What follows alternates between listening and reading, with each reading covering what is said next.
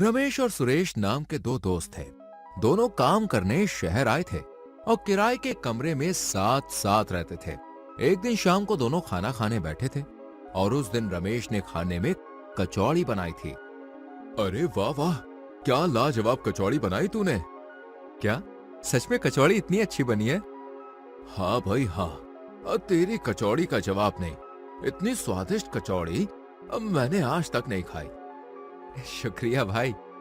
मैं तो कहता हूँ तू ये 10,000 की नौकरी छोड़कर कचौड़ी की दुकान शुरू कर दे।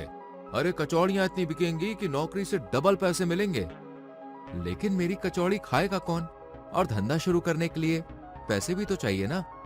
अरे पैसों की चिंता तू मत कर, मैं तुझे पैसे उधार देता हूँ। जब तेरे पास आ जाएं तो मुझे लौटा देना। और मैं तो कहता हूँ कि यार तेरा धंधा इतना अच्छा चलेगा कि 2-3 महीने में ही सारा पैसा वापस आ जाएगा। अगर ऐसा है तो मैं ये धंधा करने को तैयार हूँ, बस तू साथ देते रहना। अरे तो बिल्कुल चिंता मत कर, मैं तो तेरे साथ ही हूँ। सुरेश की बातों से प्रेरित होकर रमेश ने अगले ही दिन एक नया ठेला खरीद लिया और कचौड़ी बेचने का धंधा शुरू कर दिया। कचौड़ी खाओ कचौड़ी, गर्मा गर्म टेस्टी टेस्टी कचौड़ी, एक बार खाओगे बार बार आओगे। जिस जगह रमेश ने अपना ठेला लगाया था उसके ठीक सामने बिरजू वड़ा पाव वाला खड़ा रहता था। तभी दो लोग बिरजू के यहाँ वड़ा पाव खाने आए, लेकिन उनकी नजर रमेश के कचौड़ी के ठेले पर पड़ी। अरे वो देख, वहाँ कचौड़ी की नई दुकान खुली है। हाँ, वड़ा पाव तो रोज खाते हैं, चल आज कचौड़ी खाते हैं। इस तरह वो दोनों कचौड़ी खाने रमेश के पास चले गए। ये क्या, ये दोनों तो वड़ा पाव खाने के बदले कचौड़ी खाने चले गए। अरे भाई 2 प्लेट कचौड़ी देना और चटनी थोड़ी ज्यादा देना। हाँ हाँ बिल्कुल, जितनी चाहिए उतनी चटनी मिलेगी, बस आप कचौड़ी खाकर खुश होने चाहिए। धीरे धीरे रमेश का धंधा बढ़ने लगा। जो एक बार उसकी कचौड़ी खाता था वो अगले दिन फिर से आता था। इससे रमेश बहुत खुश था, लेकिन उधर बिरजू दुखी हो गया था। इस कचौड़ी वाले की वजह से तो मेरा धंधा ही चौपट होने पर आ गया। कई दिनों से मक्खियां ही मार रहा हूँ। अगर ऐसे ही चलता रहा तो धंधा बंद करना पड़ेगा। नहीं नहीं नहीं नहीं नहीं, इस कचौड़ी वाले का कुछ तो उपाय करना पड़ेगा मुझे। बिरजू चाहता था कि उसको धंधा बंद ना करना पड़े, इसलिए उसने एक तरकीब निकाली। अगले दिन उसने वड़ा पाव के जो दाम थे वो आधे कर दिए। सिर्फ 5 रुपए में वड़ा पाव, आओ आओ वड़ा पाव खाओ। अरे वो देख, वड़ा पाव सिर्फ 5 रुपए में, पहले से आधे दाम में। मैं तो कहता हूँ कि वहीं चलते हैं, कचौड़ी फिर कभी खाएंगे यार।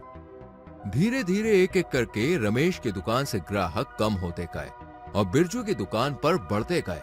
बिरजू का धंधा फिर से चलने लगा और रमेश बैठकर मक्खियां मारने लगा।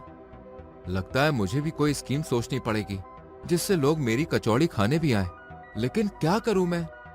कुछ देर सोचने के बाद रमेश को एक बहुत अच्छा आइडिया आया।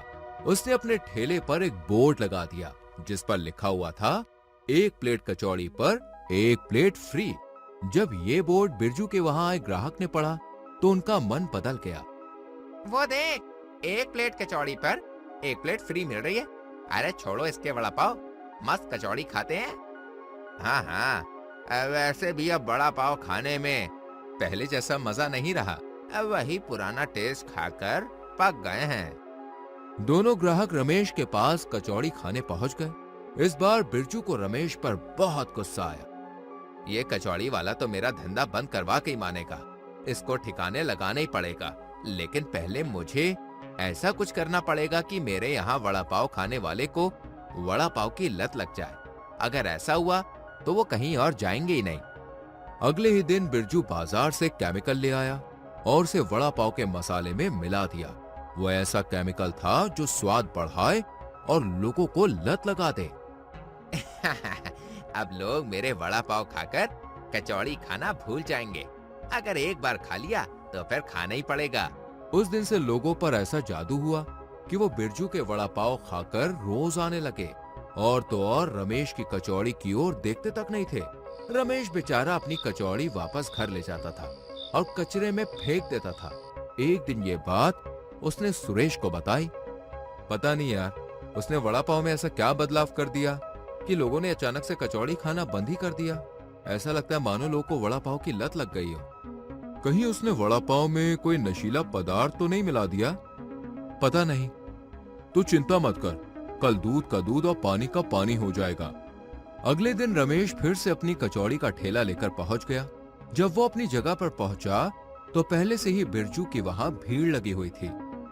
ये हुई ना बात, केमिकल ने लोगों को ऐसी लत लगा दी है कि खाए बिना रह नहीं पा रहे। अब तो मैं अमीर बन जाऊंगा। बिरजू मन ही मन सोचकर खुश हो रहा था। तभी एक गरीब जैसा दिखने वाला आदमी वहां पे आया। एक वड़ा पाव देना।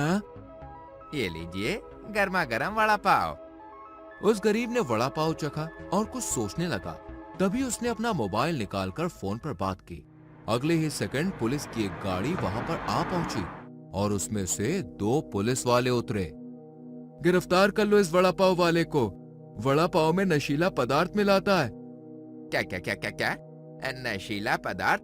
नहीं नहीं नहीं, वड़ा पाव में कोई मिलावट नहीं है। झूठ मत बोल, मैं फूड सिक्योरिटी ऑफिसर हूँ। वड़ा पाव में नशीले पदार्थ का साफ टेस्ट आ रहा है। इन बेचारे भोले भाले लोगों को पता नहीं चल रहा कि तुम उन्हें ठग रहे हो।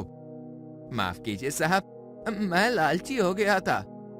पकड़ लो इसे और ले चलो पुलिस स्टेशन। तुरंत दोनों पुलिस वालों ने बिरजू को पकड़ लिया और वो उसे लेकर निकल गए। इसके बाद गरीब के वेश में आए फूड सिक्योरिटी ऑफिसर रमेश के पास गए।